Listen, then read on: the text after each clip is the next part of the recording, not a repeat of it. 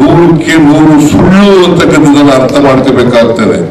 ಯಾವಾಗಲೂ ಕೂಡ ಶ್ರೀರಾಮನ ಹೆಸರನ್ನ ಹೇಳ್ತಾ ಇದ್ದಂಥವ್ರು ಮಹಾತ್ಮ ಗಾಂಧೀಜಿಯವರು.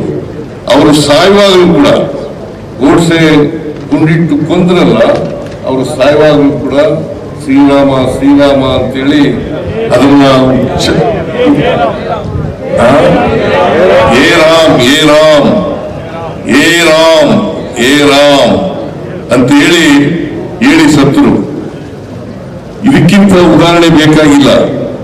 ಅವರು ಅಪ್ಪಟ ಹಿಂದೂ ಅಂತಕ್ಕಂಥದಕ್ಕೆ ಇದಕ್ಕಿಂತ ನಿದರ್ಶನ ಬೇಕಾಗಿಲ್ಲ, ಇದಕ್ಕಿಂತ ಸಾಕ್ಷಿ ಬೇಕಾಗಿಲ್ಲ ಅಂತಕ್ಕಂಥ ಮಾತುಗಳನ್ನ ಹೇಳಲಿಕ್ಕೆ ಬಯಸ್ತಾ ಇದ್ದೇನೆ. ಅದರಿಂದ ಅವರು ಯಾವತ್ತೂ ಕೂಡ ಹಿಂದೂ ಧರ್ಮದ ವಿರೋಧ ಇರಲಿಲ್ಲ, ಆದರೆ ಸುಧಾರಣೆಯನ್ನು ಬಯಸಿದ್ರು.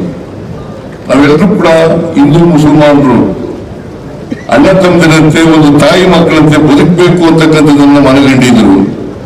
ಅವರು ಜೀವನದ ಉದ್ದಕ್ಕೂ ಕೂಡ ದೇಶಕ್ಕೆ ಬರೀ ಸ್ವಾತಂತ್ರ್ಯ ತಂದುಕೊಟ್ಟದ್ದಲ್ಲ, ಸ್ವಾತಂತ್ರ್ಯದ ಜೊತೆಗೆ ಅವರು ಬಯಸಿದ್ದದ್ದು ಪ್ರತಿ ಸರ್ಕಾರ ಹೇಗಿರಬೇಕು, ಸರ್ಕಾರದಲ್ಲಿರ್ತಕ್ಕಂಥ ಮಂತ್ರಿಗಳು ಯಾವ ರೀತಿ ಇರಬೇಕು, ಮುಂದೆ ಈ ದೇಶ ಏನಾಗಬೇಕು ಅಂತಕ್ಕಂಥ ವಿಚಾರವನ್ನ ಜನತೆಗೆ ತಿಳಿಸ್ತಕ್ಕಂಥ ಪ್ರಯತ್ನವನ್ನ ಮಾಡಿದರು. ಆದರೆ ಭಾರತೀಯ ಜನತಾ ಪಕ್ಷದವರು ಗುಡ್ಸೆ ಒಬ್ಬ ಮತಾಂಧ ಅವರನ್ನ ಗುಂಡಿಕ್ಕಿ ಕೊಂದ್ರು ಅಂತಕ್ಕಂಥದನ್ನ ಇವತ್ತು ನಾವು ಮರೆಯಲಿಕ್ಕೆ ಸಾಧ್ಯ ಇಲ್ಲ.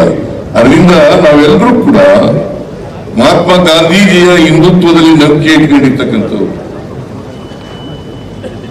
ಅವರು ಸಮಾಜದಲ್ಲಿ ಒಡಕನ್ನು ಉಂಟು ಮಾಡತಕ್ಕಂಥ ಜಾತಿಗಳ ನಡುವೆ ಸಂಘರ್ಷವನ್ನು ಉಂಟು ಮಾಡತಕ್ಕಂಥ ಕೆಲಸವನ್ನ ಮಾಡ್ತಕ್ಕಂಥವ್ರು ಭಾರತೀಯ ಜನತಾ ಪಕ್ಷದವರು. ಅವರು ಮನುವಾದಿಗಳು ಅಂತಕ್ಕಂಥದ್ದನ್ನ ನಾವು ಈ ಸಂದರ್ಭದಲ್ಲಿ ಹೇಳಲಿಕ್ಕೆ ಬಯಸ್ತಾ ಇದ್ದೇನೆ. ನಮ್ಮ ದೇಶದ ಇತಿಹಾಸವನ್ನ ನಾವು ನೋಡಿದಾಗ ಅನೇಕ ಜನ ಸಾಧು ಸಂತರುಗಳು, ಸಮಾಜ ಸುಧಾರಕರುಗಳು, ದಾರ್ಶನಿಕರು ಅವರೆಲ್ಲರೂ ಕೂಡ ನಮ್ಮ ಜಾತಿ ವ್ಯವಸ್ಥೆಯನ್ನ ಖಂಡಿಸಿ ಅದರ ಬದಲಾವಣೆಗೋಸ್ಕರ ಪ್ರಯತ್ನವನ್ನ ಮಾಡಿರ್ತಕ್ಕಂಥದ್ದು. ಬಸವಾದಿ ಶರಣರಿಂದ ಹಿಡಿದು ಇನ್ನು ಅನೇಕ ಜನರು ಕೂಡ ಅದನ್ನ ಮಾಡಿರ್ತಕ್ಕಂಥದ್ದು. ಅದನ್ನೇ ಬಾಬಾ ಸಾಹೇಬ್ ಅಂಬೇಡ್ಕರ್ ಅವರು ಸಂವಿಧಾನದಲ್ಲೂ ಕೂಡ ಅಳವಡಿಸಿ ಆ ಸಂವಿಧಾನವನ್ನ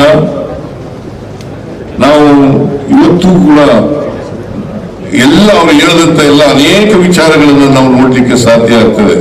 ನಾವು ಕಾಂಗ್ರೆಸ್ನವರು ಸಂವಿಧಾನದ ಪರವಾಗಿರ್ತಕ್ಕಂಥವ್ರು, ಭಾರತೀಯ ಜನತಾ ಪಕ್ಷದವರು ಕಾಂಗ್ರೆಸ್ಗೆ ವಿರುದ್ಧವಾಗಿರ್ತಕ್ಕಂಥವ್ರು.